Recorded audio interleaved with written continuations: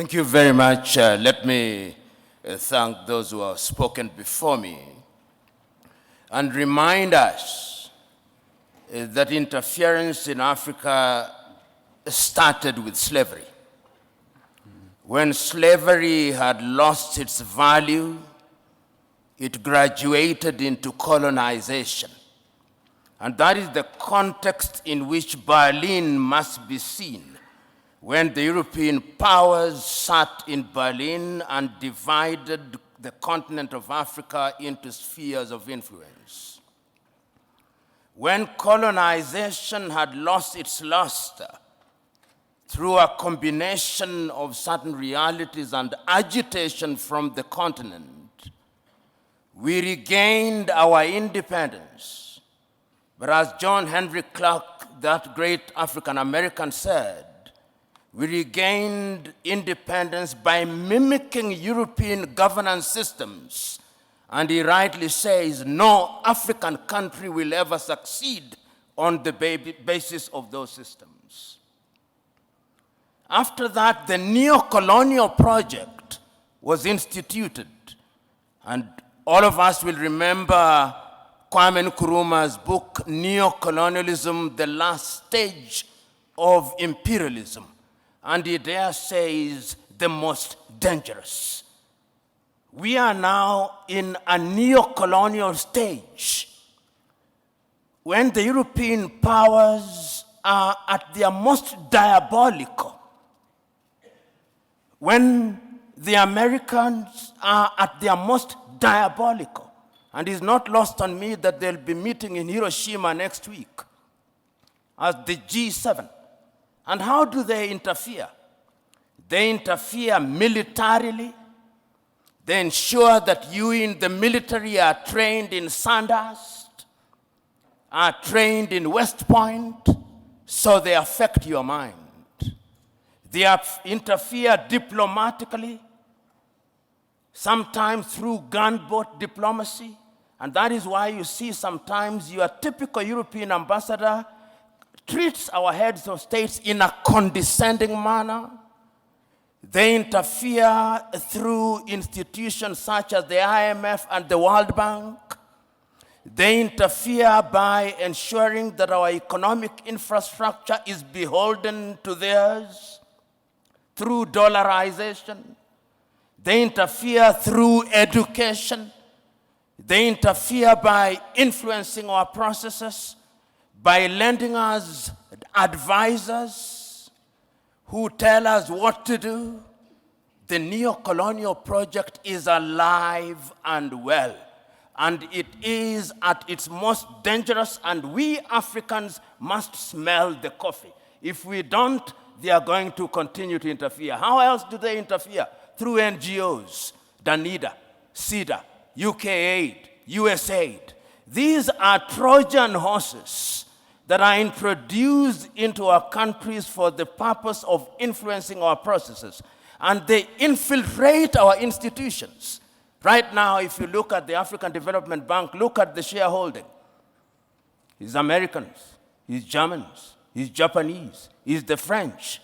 And the Europeans have done their bit. They also interfere through post-colonial institutions, the Commonwealth of independent nations. They are not sovereign states, former French-speaking nations. These are the instruments that they interfere through. And how do we then deal with this situation? We Africans must now begin to recognize, and this was recognized as early as 1963, and the chair of the commission is here. They'll be celebrating 60 years in Addis Ababa, Ethiopia.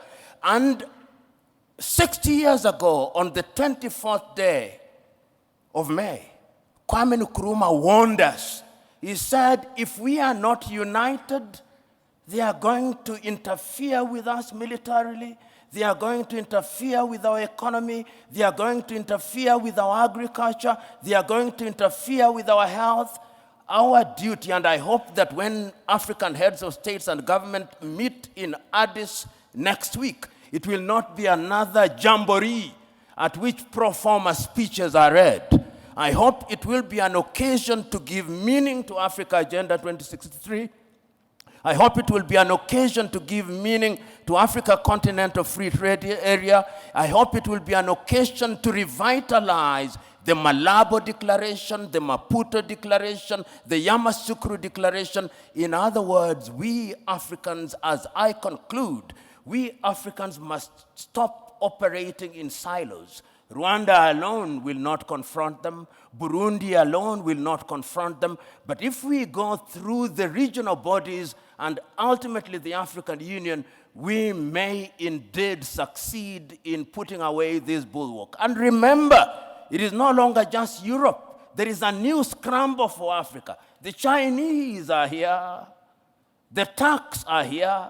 The Qataris are here. All of them are coming back.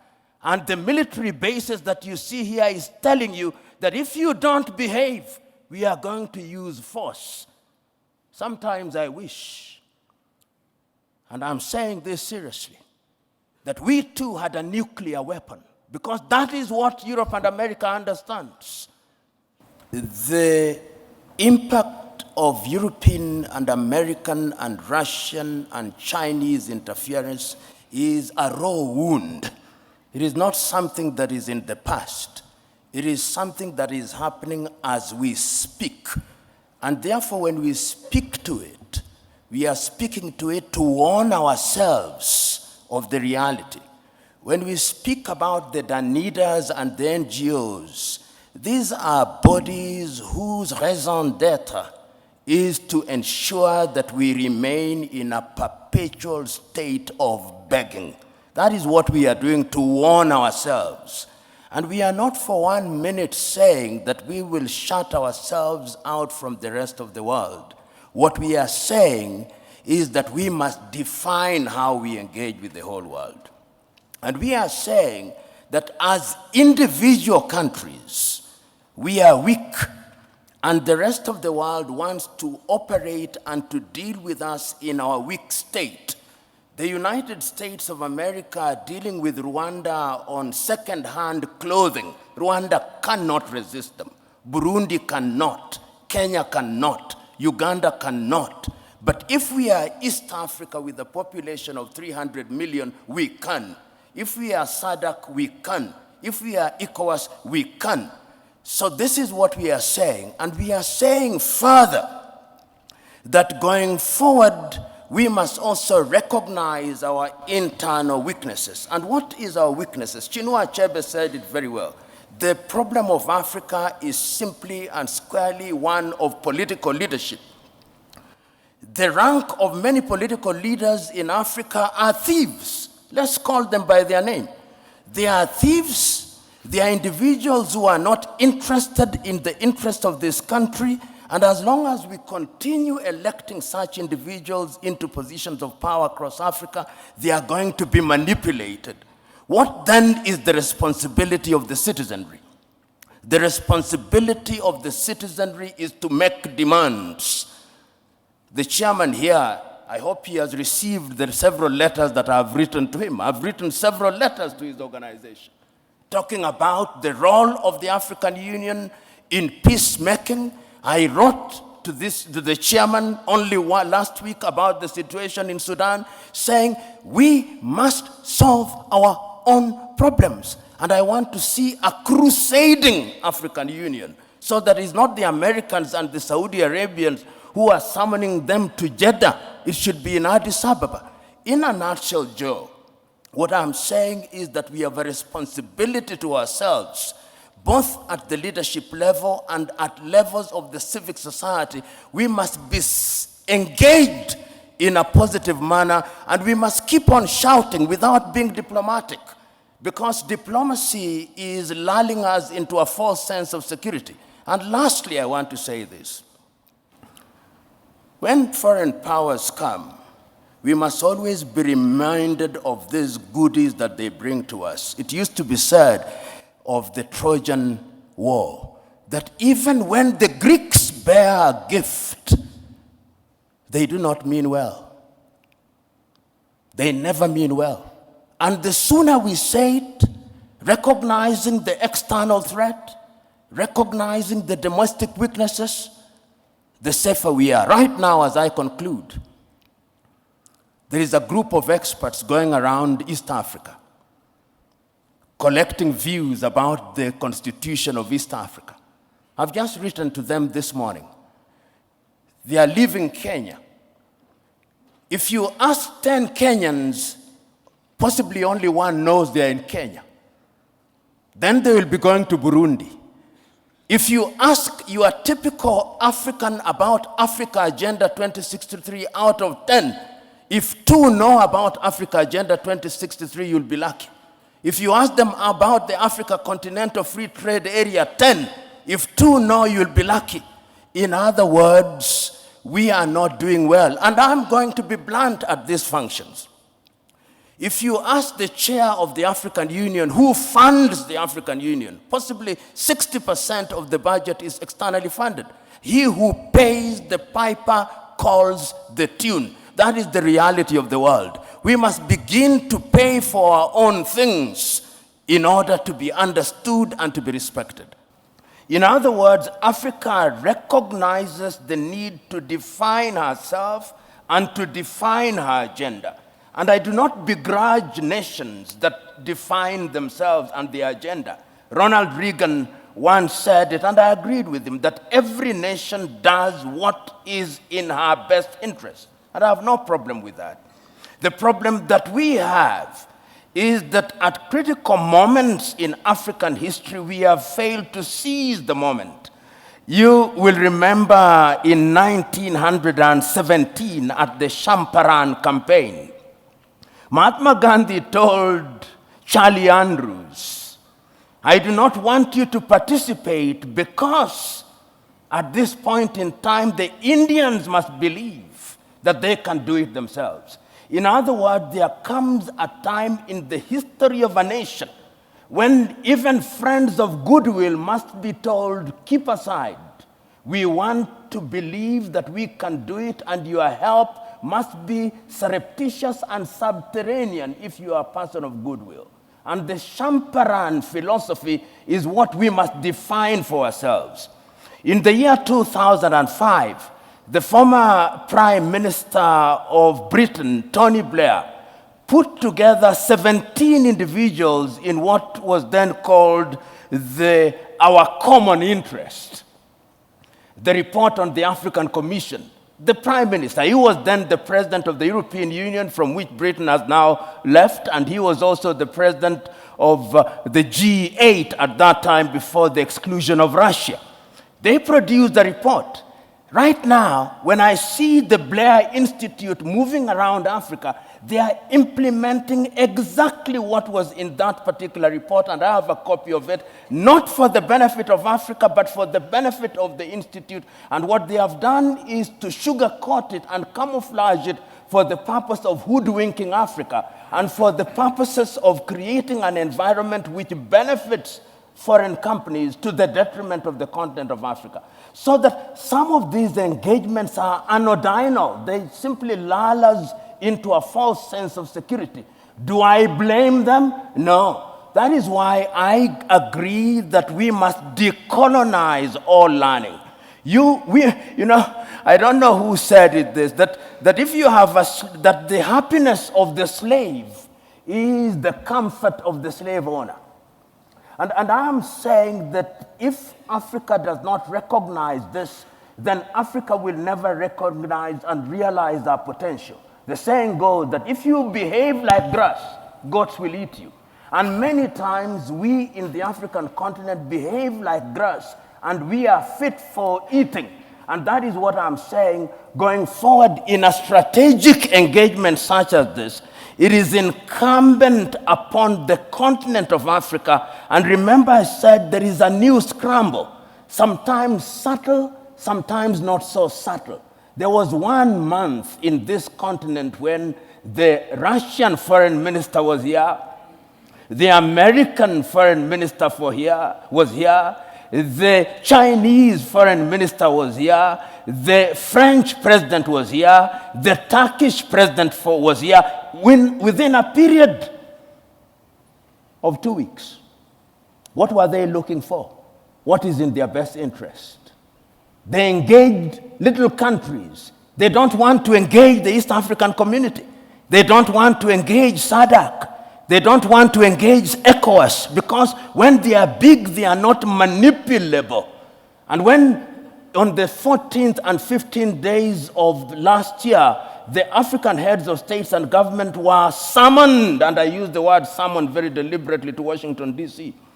After the president had spoken to them and given them photo ops, Africa was given 60 billion. 54 countries, 60 billion. And then the American president started engaging in bilateral agreements with Burundi, with Lesotho, with Kenya. That is what we are saying, that going forward we must be conscious. And as to training, our own Ngugi wa Thiong'o, in a book called The River Between, tells his lead character Waiyaki, go unto him, learn what he has taught you, but bring it home and customize it for the benefit of our people. Learning is universal and defies geography, but there is wisdom in using that learning for our benefit. And very lastly, how do we distinguish the institutional conceptual West, which is diabolical, and the individual members of those countries that actually sometimes are on our side? Institutionalized conceptual West, as articulated through government, is fundamentally diabolical. Their pretension to the contrary notwithstanding. And therefore, when we engage with them, we must have our guards up.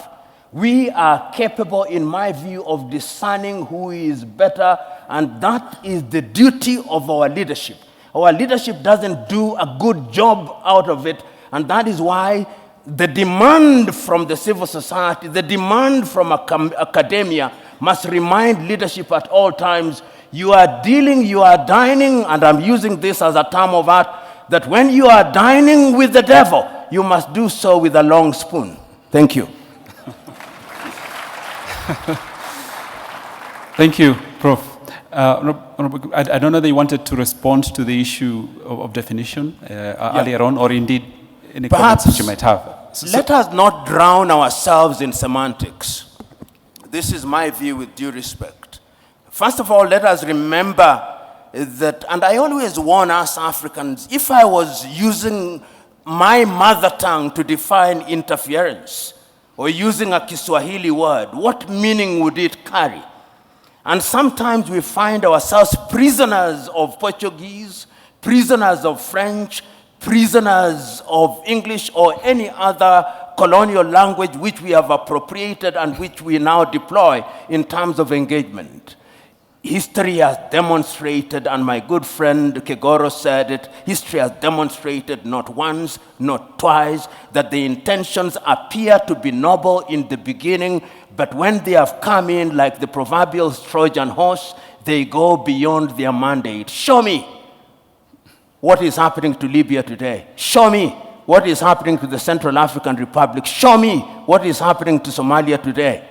They were all well-intentioned, and see the product. A tree shall be judged by its fruit. A mango that says it is an orange is still a mango. Okay. Now to the question that I have been asked, that is, what can Africa do, particularly with foreign interference? Let us understand that the international economic architecture, as I see it, is one in which Africa did not participate, does not participate in a meaningful way. Take, for example, the Bretton Woods institution that we know about, the World Bank and the IMF, created in 1944 in Bretton Woods in New Hampshire. British economists and American economists immediately after the World War II to target the reparation of Europe through the Marshall Plan. We are grafted into it, and then we become beholden to them. So that when you hear IMF is in your country, you ought to be very worried, because the prescriptions is one size fits all. And if you doubt me, You will remember the prescriptions of the IMF during the structural adjustment in 1980s. Not a single country came out of it in a proper shape. We are not involved in that architecture. Remember also the WTO. The very first meeting of the United Nations in 1945 in San Francisco had a component of the WTO. The WTO, as we know it today, is also constructed in a manner that does not benefit us. The idea is that Africa continues to remain a producer of primary goods, and we continue to consume goods that have value addition. How then has Africa tried to react to this? There have been several initiatives. The very early initiatives were not even constructed by Africa. If you remember the African Pacific, Caribbean Pacific, the Lomé Convention, and the Cotonou Declaration, these were initiatives which were influenced from outside. It is after the failure of the Lomé Convention that Africa now said, we want to have our own, hence the Lagos Plan of Action of 1980, because Africa recognized trade within Europe is at almost 60%. Trade within North America is at anything 57%. Trade within Asia is at 50%. Trade within Latin America is at 40%. Trade within Africa, 15%.